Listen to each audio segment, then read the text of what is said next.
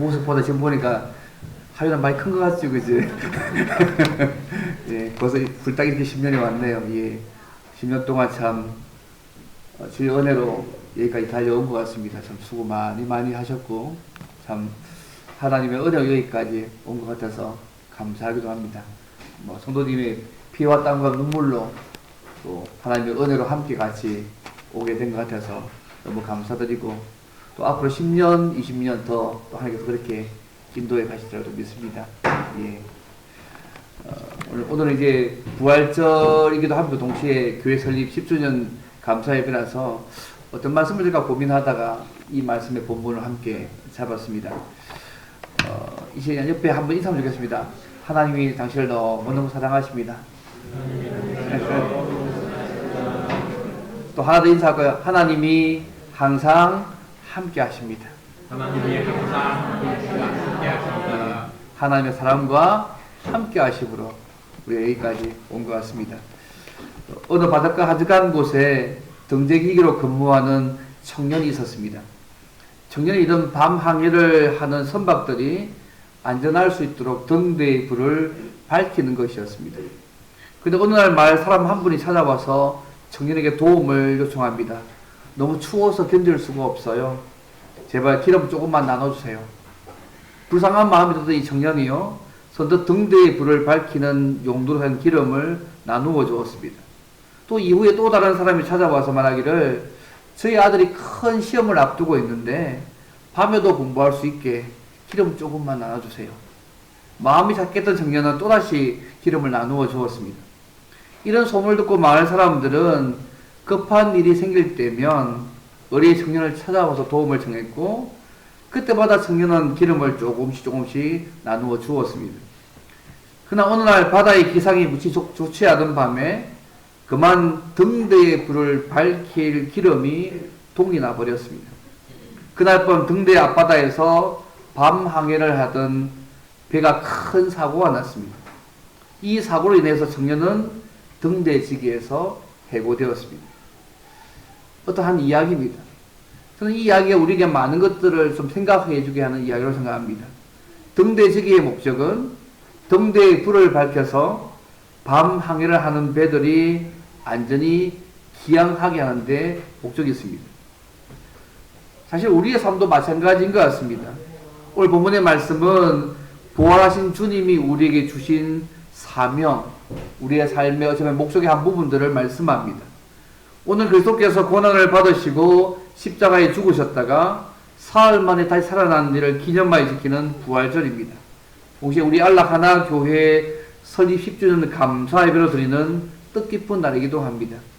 오늘 특별히 마태복음에 나타나는 예수님의 부활의 사건과 또 그 이후에 제자들에게 나타나셔서 주신 지상명령을 함께 생각해보므로 이 부활절과 교회 설립 10주년을 맞는 우리가 어떻게 주님 앞에 살아가야 될지를 좀 함께 생각해 보기를 원합니다. 첫째는요, 부활 소망을 가지고 영적 부활의 삶을 살아가야 합니다. 부활 소망을 가지고 영적 부활의 삶을 살아가야 합니다. 마태복음 28장 1절부터 11절 말씀에는요, 부활의 역사적 사실들을 말씀하고 있습니다. 예수님은 시간적으로요, 금요일 오후 3시에 운명하셨잖아요.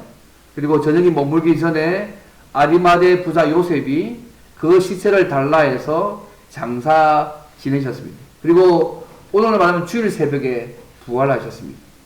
그래서 우리 기독교회는 예수님이 우리의 구원을 위해서 십자가에 죽으시고 부활하신 그 날을 기념하여서 주일로 지키고 있습니다.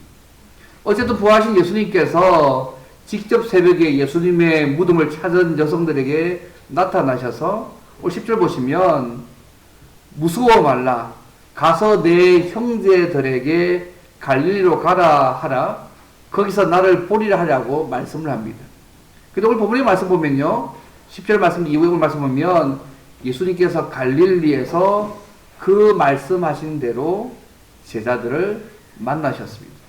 10절 보시면 11제자, 가룟유다가 자살했으니까요, 11제자가 갈릴리에 가서 예수께서 지시하신 산에 이르러서 그 다음 17절 예수를 배웠구라고 말씀하고 있습니다. 11제자가 갈릴리에 가서 예수님이 지시하신 그 산에 이르렀습니다. 그래서 예수님이 지시하셨다는 이 표현을 잘 보실 필요가 있는데요. 아마 사전에 약속된 장소가 있었던 것처럼 보입니다. 그러나 이 산이 어떤 산인지는 오늘 본문이 명확하게 밟고 있지 않습니다.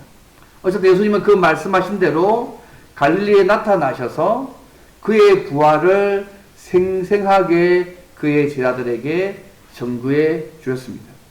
근데 재미있는 표현이 있습니다. 그러나 그들이 부활하신 예수님을 뵙고 경배했으나 17절에 보면 의심하는 사람들도 있었다고 말씀하고 있습니다. 예수님이 열한 제자입니다. 그동안 쭉 예수님이 하시던 모든 걸 다 봤던 그들이고 지금 부활하신 주님을 만났음에도 불구하고 이 예수님이 정말 과연 그분이시고 하고 경배하고 예배드리는 제자들이 있던 반면에 또 소수의 제자들은 아직 작은 믿음을 가진 사람이었겠죠. 의심하는 자들이 있었다고 오늘 본문이 말씀하고 있습니다. 사랑하는 성도 여러분, 예수님의 부활이 왜 우리에게 중요합니까? 우리가 부활절을 지키는 이유가 도대체 무엇 때문입니까? 그것은 예수님이 부활하신 것처럼 예수님을 믿는 우리도 주님처럼 부활할 것이기 때문입니다. 그리고 부활하신 주님이 보내신 성령이 우리 안에 완전히 거하셔서 이 세상에서도 부활의 삶, 구원의 축복들을 누리게 하실 것이기 때문에 이게 중요합니다. 다시 말해서 예수님의 부활을 믿는 자들도 영적으로 부활해서 우리의 과거, 현재, 미래의 죄 용서함을 다 받고 의롭다 하심을 얻어서 하나님과 교제하는 자가 되었기 때문에 우리가 예수님의 부활을 기념한 부활절이 특별히 우리에게 의미가 있습니다. 그리고 이 부활 신앙이요, 세상에서 우리 신자가 복음으로, 말씀으로, 믿음으로 사는 일이 얼마나 의미가 있다는 것을 다시 우리에게 주는 날입니다. 우리의 삶이 헛된 거 아니야. 의미 있는 삶이야. 그 의미를 주고요. 더 나아서 하나님 나라에 대한 기대와 소망을 가지면서 믿음으로 살게 만들기 때문에 이 부활절이 의미가 있습니다. 단순히 그냥 그분이 다시 살아나셨다. 그 정도의 의미가 아닙니다. 오늘 우리에게도 이것이 의미가 있는 사건이기 때문에 우리가 부활절 때마다 여기서 다 기념하는 것입니다. 예전에 그 피터 드러크라고 세계적인 컨설턴이 있거든요. 한번 그림 한번 보십시오. 예, 얼굴 안 마실 겁니다. 예. 예, 좀 젊었을 때 사진이고, 뒤에 보시면, 하나 더 보십시오. 늙었을 때 사진인데요. 이 사람이 세계 교회를 향해서 했던 말 중에 이런 말이 있습니다. 너무 많은 일을 너무 열심히 하려 하지 말고, 올바른 일을 하라고 말했습니다. 교회를 향했던 말입니다. 교회가 해야 될 정말 올바른 일이 뭘까요? 주님을 만났기 때문에 하나님과 교제하는 부활의 삶을 살 뿐만 아니라 동시에 우리의 삶을 통해서 은혜의 복음을 전가하는 그 삶, 그분이 원하시는 사람들이 다 우리가 진짜 올바른 일 아니겠습니까? 사랑하는 성도 여러분, 부활하신 주님을 믿을 뿐만 아니라 제자들처럼 그 부활하신 주님을 큰 기쁨과 경배로 예배로 섬기며 살아가시면 좋겠습니다. 그리고 예수님이 부활하신 것처럼 우리도 육체적으로 부활할 것을 믿으면서 그 소위 부활 소망을 가지고 영적으로 부활하는 자로서 새 생명의 삶을 날마다 하나님과 교제할 뿐만 아니라 완전한 하나님 나라를 날마다 소망하면서 주의 복음과 말씀을 믿고 살아가는 저와 여러분 되기를 바랍니다. 이 첫 번째입니다. 그러면 마지막 두 번째로, 그렇다면 부활하신 주님이 우리에게 주신 명령이 무엇인가가 오늘 말씀의 핵심입니다.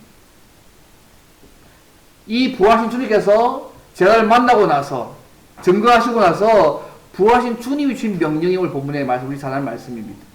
두 번째입니다. 만유의 권세를 가신 함께 하시는 주님의 은혜로 제자를 삼는 사명을 감당하며 살아야 합니다.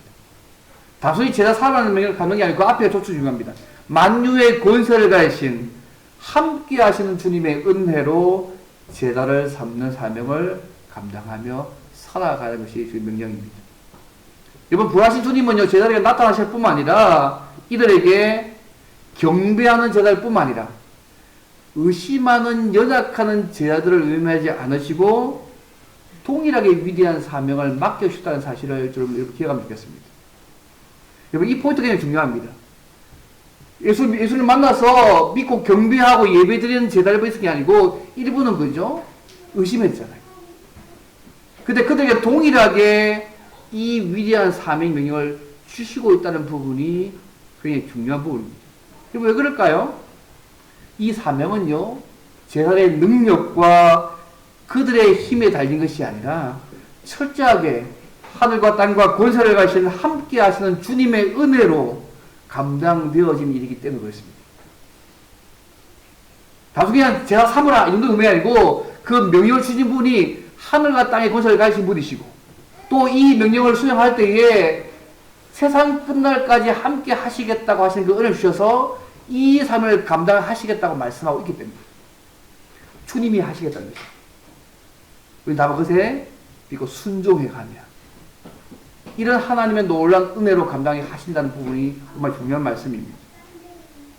그래서 우리가 잘 알고 이 말씀이 지상명령, 가장 위대한 대명령이지 않습니까? 예수님은 제자들에게 나아와서 하늘과 땅의 모든 권세를 하나님께서 내게 주셨다고 18절에 말씀합니다. 여러분, 마귀가 예수님을 시험할 때 공야에서요, 제안한 바로 이 권세를 지금 하나님께 예수님께서 받으셨습니다. 이것은 다니엘서에 나오는요, 인자에 대한 예언한 다니엘 7장 14절의 말씀의 성취의 말씀이기도 합니다. 다니엘 7장 14절 말씀이 있습니다. 그에게, 인자에게 권세와 영광과 나라를 주고 모든 백성과 나라들과 다른 언어를 말하는 자들이 그를 섬기게 하였으니 이 다니엘 7장 14절의 말씀이 지금 이 예수 부활 이후에 성취되어졌음을 오늘 본문이 말씀하고 있습니다. 바울은요, 여기서 1장 20절 23절에서 말씀합니다. 이 권세를 가신 이 예수님을 교회의 머리로 주셨다고 말씀합니다. 만물을 그의 발 아래 복종하게 하시고 그를 만물 위에 교회의 머리로 삼았다고. 하늘과 땅의 모든 권세를 가실 뿐만 아니라 그분을 교회의 머리로 주셨다고 말씀하고 있습니다. 마찬가지로 이 예수님이 가신 이 권세가 제자들과 그의 교회에 연결되어 있다고 앞에 그러므로란 말을 붙이고 있습니다. 부활하신 예수님은요, 제자들과 그의 교회와 함께 하심으로 그들에게 준 이 임무를 완성할 수 있는 능력을 주실 것입니다. 결국 주님의 권세를 힘입어서 우리가 이 명령을 수행하게 만들어 가십니다. 우리 혼자 그냥 죽어봐가 아니고요, 이 명령을 주시면서 하늘과 땅에 건설하신 그분의 능력에 힘입어서 함께 하시는 그분의 은혜를 힘입어서 이 사명을 감당하게 만들어 가시겠다고 지금 하시고 있는 것입니다. 여러분, 예수님이 제자들에게 주신 사명의 핵심이 뭡니까?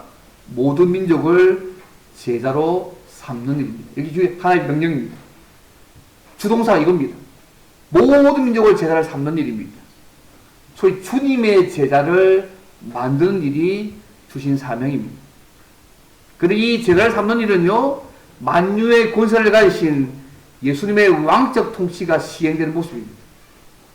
교회가 그 권세에 동참해서 왕노를 하는 것입니다. 그동안 하여금 왕신 그분을 섬기도록 만드는 작업이 이 작업입니다. 근데 우리가 이 명령을 먼저 수행하려면요, 우리가 먼저 만유의 권세를 가지신 함께 하신 주님의 은혜로 주님의 제자의 삶을 먼저 살아가셔야 됩니다.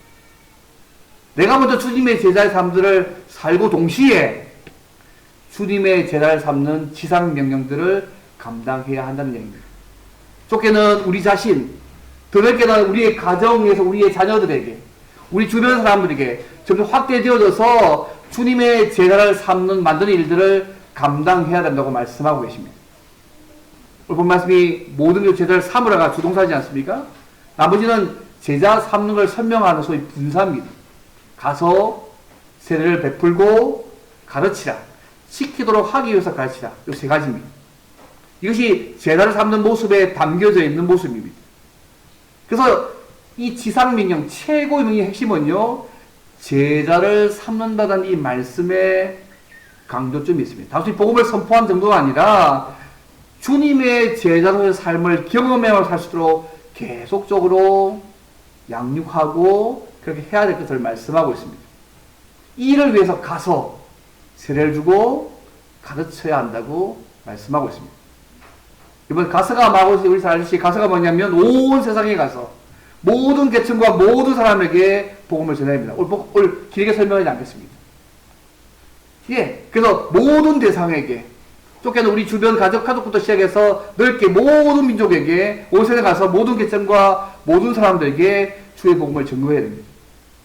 둘째, 아버지와 아들과 성령의 이름으로 세례를 주어야 합니다. 그래서 세례를 준다는 말은요, 아버지와 아들과 성령과 연합하여서 교제하게 하는 것을 의미합니다. 그 표시가요, 눈에 보는 세례입니다. 이들은 성부 하나님과 성부 예수님과 성령과 함께 연합하여 교제하게 되었다는 것을 하는 부분의 작업입니다. 그 작업 표시가요, 세례입니다. 세자는 가르치는 것이죠. 하나님의 말씀을 가르쳐야 합니다. 온 말씀을. 물론, 왜요? 하나님의 말씀을 지켜 행할 수 있도록. 가르침이 목적이 아닙니다, 여러분. 지켜 행하도록 하기 위해서 가르치는 것입니다. 배운 자체가 목적이 아니고 그 말씀대로 지켜 행하도록 가르치는 것입니다. 그걸 보면서 내가 너에게 분부한 모든 것, 시사선택이 아니라 모든 것을 가르치라. 지켜 행하도록. 문맥적으로 이 마태복음 문맥에서는 5개 강화입니다. 산상수훈, 선교 강화, 천국 비유, 공동체 비유, 종말 강화, 5개 강화 마태복음에 나옵니다. 좁게는 그 마태복음에 나온 5개 강화에 대해서 얘기하고요. 넓게는 하나님의 전 말씀을 다 얘기합니다. 그 주님의 제자로 살아가기 필요한 모든 말씀들이 그 안에 다 포함되어 있습니다. 하나님이 어떤 분이신지, 인간이 어떤 존재인지, 또 예수님이 누구시고, 그 다음 그분이 어떤 일을 하셨는지, 신자는 어떻게 살아가야 되고, 무엇을 삶의 목표로 살아가야 되고, 교회가 무엇인지 가르쳐야 합니다. 제자로서 성장하기 위해서 어떻게 기도하고, 어떻게 가질 것인지, 성경을 어떻게 읽을 것인지, 하나님의 복음을 어떻게 전할 것인지, 그 모든 성경에 말하는 모든 말씀들을 가르쳐야 합니다. 왜요? 주님의 제자로서 그렇게 살도록 하기 위해서. 한마디로 하나님의 말씀 전체를 내가 좋아하는 치사 선택이 아니라 그 말씀을 가르쳐야 합니다. 왜요? 지키도록 하기 위해서. 저는 우리 알라 하나교회가 10년 동안 부족하지만 최선을 다해 오신가 합니다. 그죠? 주님의 제자를 삼기 위해서 가서 복음을 전거하고 또 하나님 성부 하나님과 관계해서 하는 표적 세례를 주고 또 주님이 하신 모든 말씀을 가르쳤습니다. 지키도록 하기 위해서. 부족한 점도 많고 있지만 앞으로 10년이 과거에 했다면 앞으로 10년은 더 부족한 점을 강조해서 이 주신 사명을 더 잘 많이 감당하면 좋겠습니다. 부하신 주님께서 이 사명을 교회에 주신 거 아니겠습니까? 우리 10년 쭉 돌아봤을 때 우리가 어떤 분이 좀 부족했던 거 우리 스스로 느끼고 있지 않습니까? 그 부분들을 주님의 제자를 삼는 이 초점에 맞추어서 가는 부분들, 세례를 주는 부분들, 주님 가신 모든 것을 가르치는 부분들, 지키도록 하기 위해서 어느 부분이 우리가 좀 부족했는지를 돌아보셔서 주의 몸된 교회가 앞으로의 10년은 이 주신 제자 삼는 사역을 잘 감당하는 교회로 던들이 서가면 좋겠습니다. 여러분, 예수님께서 왜 이 명령을 주셨을까요? 그래서 주님이 우리를 죄에서 구원하기 위해서 이 세상에 오셔서 고난받고 죽고 부활하신 이 사실을 전해야 한다는 거 아니겠습니까? 사람들이 이 복음을 믿고 제자가 될 때에 사람들이 영생을 얻게 되어지고 이들을 통해서 주님이 꿈꾸시는 원하시는 하나님 나라가 세워질 수 있기 때문에 그런 거 아니겠습니까?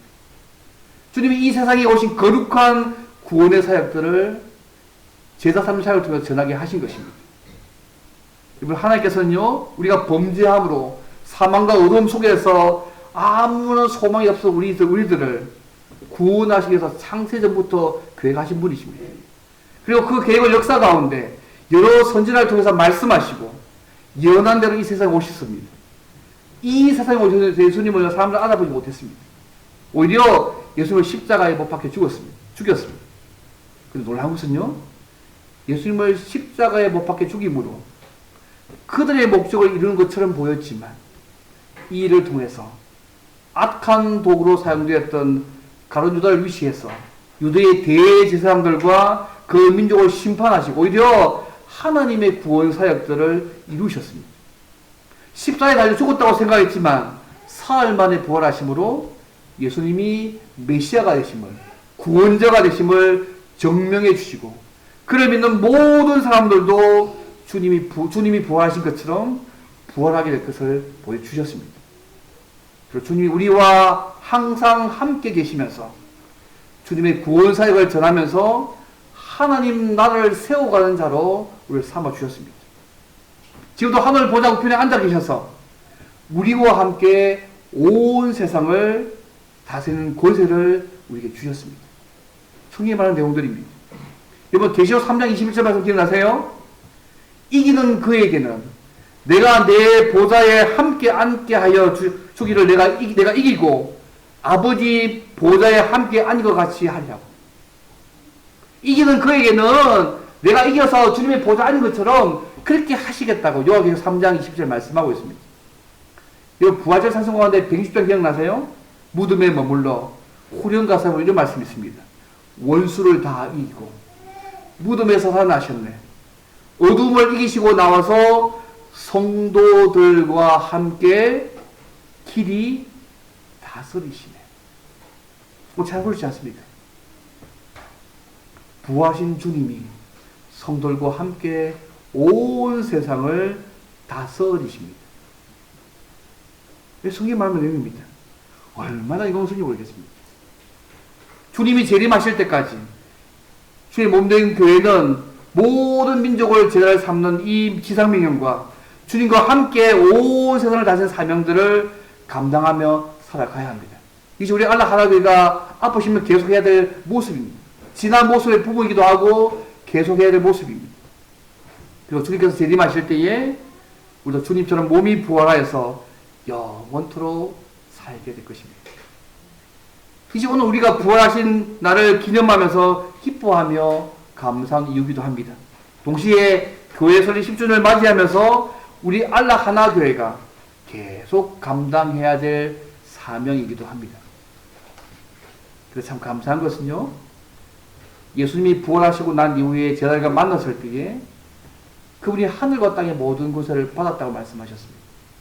그 예수님께서 제자들에게 주신 명령을 잘 감당할 수 있도록 세상 끝날까지 항상 제자들과 함께 있을 것, 미래형이 아니고 현정입니다.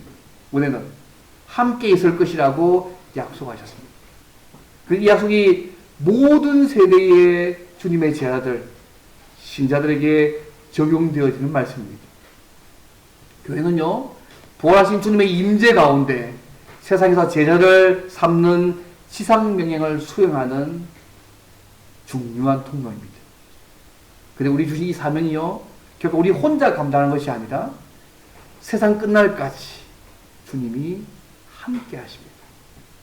연약한 제자들에게 얼마나 위로와 능력이 되는 말씀이겠습니까?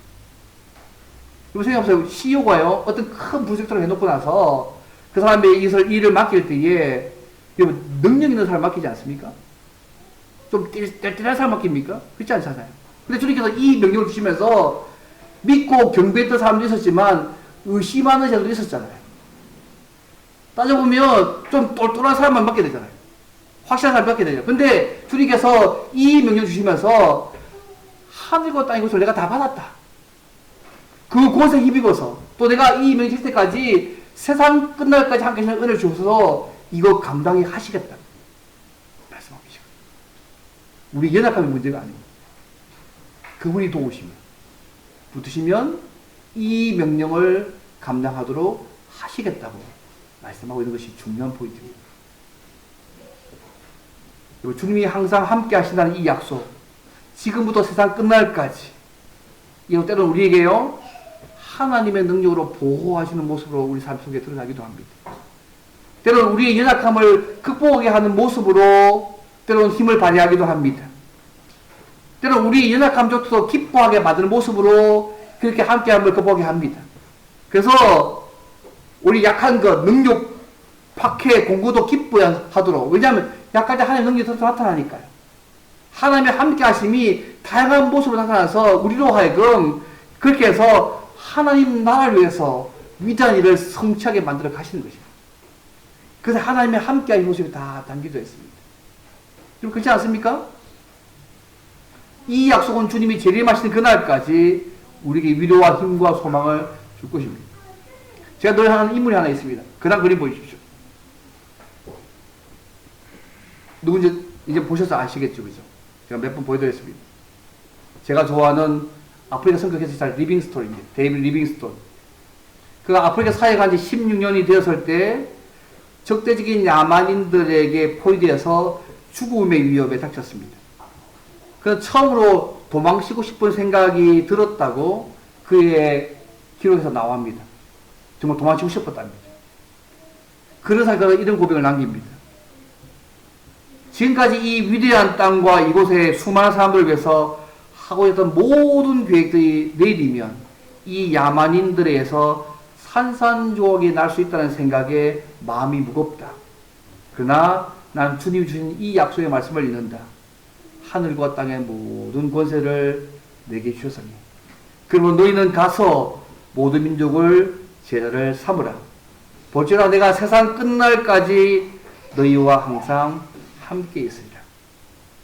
이 말씀은 이 세상에서 가장 확실하고도 거룩한 신사분의 약속이다. 신사의 첫 번째 조건은 약속을 지키는 것이다. 근데 예수님이야말로 최고의 신사가 아니신가? 살해의 위협 속에서도 이 리빙스톤은 이 말씀을 의지하고요. 친구들을 먼저 건너가게 하고 자신은 가장 나중에 건넜습니다. 근데요, 그와 함께 있었던 사람들이 이런 감정을 느꼈습니다.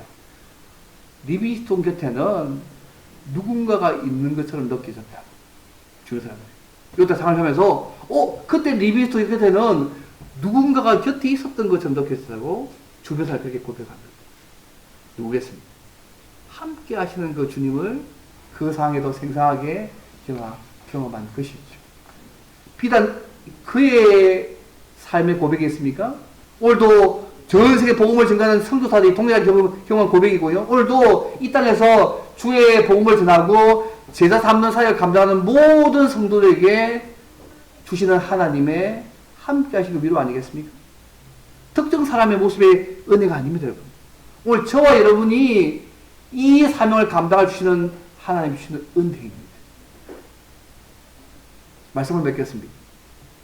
사랑하는 성도 여러분, 우리 모두 주님이 부활하신 부활절을 기념하면서 기뻐하며 감사하며 주님처럼 부활할 것을 소망하며 하나님과 교제하는 믿음으로 사는 영적 부활의 삶을 날마다 기쁨으로 살아가시기를 바랍니다. 우리가 함께 하시는 주님의 은혜로 저희가 10년을 달려왔습니다. 앞으로 우리 교회가 10년, 20년도 함께 하시는 주님이 계시다면 주님 주신 사명을 계속 잘 감당하며 살 수 있다고 믿습니다. 특히 교회 설립 10주년을 맞이하면서 우리의 부족함과 어려움이 문제가 아니라 하늘과 땅의 권세를 가지시고 세상 끝날까지 우리와 함께 하시는 부활하신 주님의 은혜로 우리 주신 이 지사명을 잘 기억하고 우리가 먼저 주님의 제자로서의 삶들을 잘 살아가시기를 바랍니다. 그리고 복음을 전파해서 제자 삼는 일에 헌신하면서 주님이 원하시는 하나님 나라를 이루어가는데 최선을 다하며 살아가시기를 바랍니다. 어떤 의미에서 하나님은요, 우리에게 주신 이 사명 때문에 오늘 우리의 생명을 연장해서 살려두고 계시고 있는지 모르겠습니다. 우리 주신 건강, 물질, 재능, 복음과 직분으로 주님의 손과 발이 되어져서 많은 영을 주께로 이끌고 주님의 제자를 삼는 사명을 잘 감당하시면 좋겠습니다. 그리고 이 일을 그분이 우리를 부르셔서 서로 우리를 만나게 하셨고 그리스도의 몸으로서 우리 안락 하나 교회 공동체로 묶어주셨음을 기억하시면 좋겠습니다. 그래서 우리 안락 하나 교회 이름처럼요, 하나님과 하나가 되시고 날마다 친밀한 교제 삶을 살아가시고 또 성도들과 하나가 되셔서 서로 사랑으로 섬기고 봉사하게 하나가 되어 하시고 세상을 하나님과 성도들과 하나 되게 만드는 복음을 전하고 선교하고 제사하는 일들에 그러니까 잘 감당하시는 삶들을 살아가시면 좋겠습니다. 그래서 하나님께서 우리 안락 하나교를 생각하실 때에 하나님이 기쁨이 되는 교회로 10년, 20년 그 이후도 그렇게 멋지게 살아가는 우리 모두가 안락 하나교회가 되기를 바랍니다. 그리고 우리 교회 식구 모두가 하나님 앞에 한 자리에 섰을 때에, 물론 순서는 차이가 있겠죠.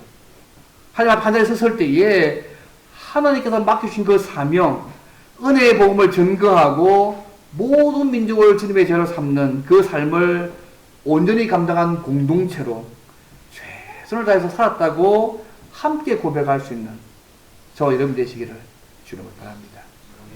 예, 이제 함께 기도 함께 오늘은 이제 함께 바로 순서가 있어서 바로 이어서 그죠?